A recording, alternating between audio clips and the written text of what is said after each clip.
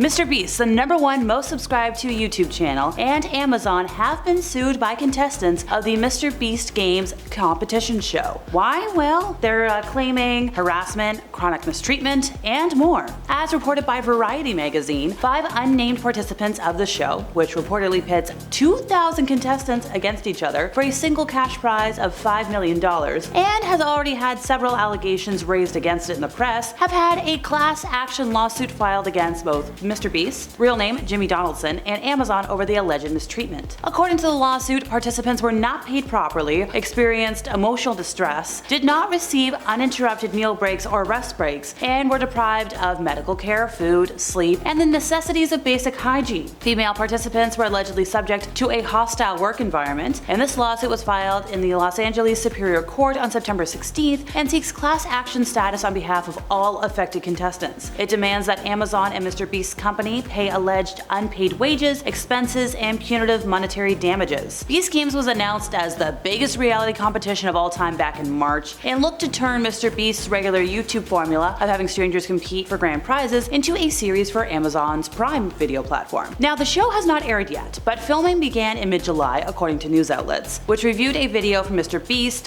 given to contestants that revealed the Beast Games would have 2,000 contestants instead of the previously announced 1,000, and this increase would reportedly allow content to be filmed for MrBeast's YouTube channel, as the first 1,000 competitors were eliminated, with the surviving 1,000 put through to the actual Amazon show. Now, this was the first of several instances of divergent realities alleged in the lawsuit. While participants knew upon signing the contract at the production's inception that they were facing a potentially long and challenging competition, they alleged getting a lot more than they bargained for. Several contestants ended up hospitalized, while others reported suffering physical and mental complications while being subjected to chronic mistreatment, being degraded, and for some other folks, hostile working conditions. The lawyer said the suit also seeks to establish a pattern of harassment, citing an alleged employee handbook called How to Succeed in MrBeast Production. So I read this handbook, and it allegedly states, if talent wants to draw something on something in a video or do something stupid, let them. Really do everything you can to empower the boys when filming and help them make content. Help them be idiots. One female plaintiff said they were a fan of MrBeast, so they wanted to join the show. They're like, oh, I expected to be challenged, but I didn't think I would be treated like nothing or less than nothing. And as one of the women, I could absolutely say it felt like a hostile environment for us. We honestly could not have been respected less as people, much less employees if they tried. Participants completed contracts and were promised compensation for their services according to the plaintiff's lead counsel, Robert Profundi of Profundi Law Firm, but their expectation of compensation, along with them being consistently under the control and supervision of the production staff, makes them employees under California law, which serves as the basis for the lawsuit, because contestants were entitled to and denied certain protections, for which the defendants must and now will be held accountable. It's unclear what other compensation was offered beyond the single $5 million cash prize to the winner, but one anonymous contestant told news outlets that eliminated contestants were offered $1,000 as a compensation prize, but this was allegedly taken from them once they had moved backstage. Production crew promised the proper prize would arrive later, but the contestant was like, it's been a month, I don't have my money, and several other participants told news outlets that they had since been contacted by production staff and offered the $1,000. News outlets initially voiced several allegations against MrBeast Company and Amazon in the whole report. There was an eliminated contestant named Janae Rady who said she received a hard-boiled egg, 2 slices of cucumber, and basically 1/3 of a stick of celery that was also cut into thirds, 2 carrot sticks, and a 1/4 cup of plain oatmeal for a meal. Folks, that's not a meal. Apparently, water was not readily available. Contestants were given drinks from water and iced tea brand Liquid Death to drink, and MrBeast snack brand Feastables stayed on camera for sponsored content, and they slept in sleeping bags on the turf where production took place. News outlets were also told that one game where contestants were split into teams of 400 and had to compete to lift a 10,000-pound boulder was disorganized behind the scenes and resulted in a mosh pit style environment because people rushed to join teams. The contestants said that one girl had a panic attack, others screamed because they were trying to avoid being knocked down, another game saw a rope get tangled around someone's neck, according to multiple contestants, but production was just yelling at the people that were behind the ones that fell to keep pulling. That is so wrong. The report from the New York Times corroborated a lot of these details and told a lot of similar stories of alleged mistreatment. Participants had their medication taken from them ahead of production. Several of them did not receive it on time. Participants received their medication hours or days after their scheduled dosing times. I cannot reiterate how awful that is for human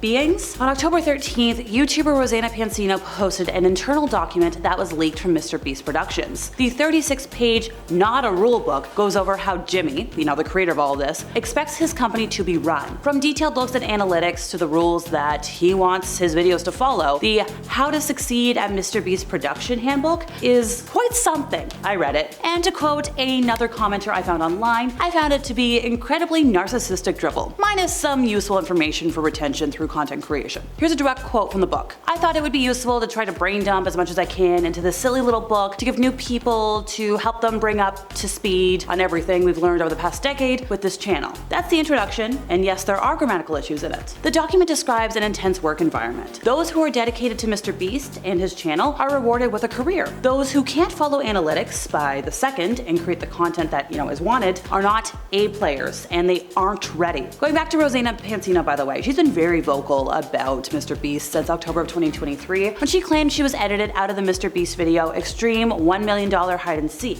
In a video podcast with influencer Trisha Paytas, Rosanna claims that the competition and winners were fake. So Rosanna's been on YouTube for 14 years. She knows what she's talking about, and she's like, I didn't really think this would be a story, but then after she shared her experience online, she got an immense amount of harassment, bullying, and threats from MrBeast fans. She's mentioned in an interview that when she spoke up last October, people weren't ready to listen, and this only motivated her further. She started digging deeper, and then she started posting more about his controversies. In August of this year, she made videos about multiple people getting injured on the set of the reality TV show. Yeah, she's to thank for all this information today. In another video, she discussed claims from a former employee saying that they were held in solitary confinement while filming an unreleased video. She mentioned that the leaked manual was sent to her by a former MrBeast employee, and then she confirmed it with 4 other employees. Obviously, spokespeople for MrBeast have not commented on the validity of the leak. They've also declined to comment on if some of the thoughts on any of the sections of the document have changed. But there have been folks who have spoken with MrBeast producers who confirmed the legitimacy, but they remained anonymous for fear of retaliation. According to them, the manual was used at the office and given to all new people to get them familiar with how Jimmy does things. And it's unclear when the book was first created, but going off of what we know from past employees and what's been featured in the playbook, we can assume it was sometime in 2022. This whole thing claims that MrBeast only wants A players who are obsessive, learn from mistakes, are coachable, intelligent, and don't make excuses. These individuals must be grinders who feel the amount of hours you work is irrelevant, since it's all about getting the best final product. If a fellow employee is holding up your work, it says you should check on them every single day to make sure they are still on track to hit the target date. The guide also says that employees need to work on multiple videos a day, know how to be cameramen, and study the entire back catalog of MrBeast videos. It says, I'd rather you be honest with each other than be nice with each other. And if you do follow these rules, the book says that you're promised career growth and a hopeful final destination. Direct quote, folks. I want nothing more than for you to go all in, obsessive every day, and become so goddamn valuable this company can't operate without you.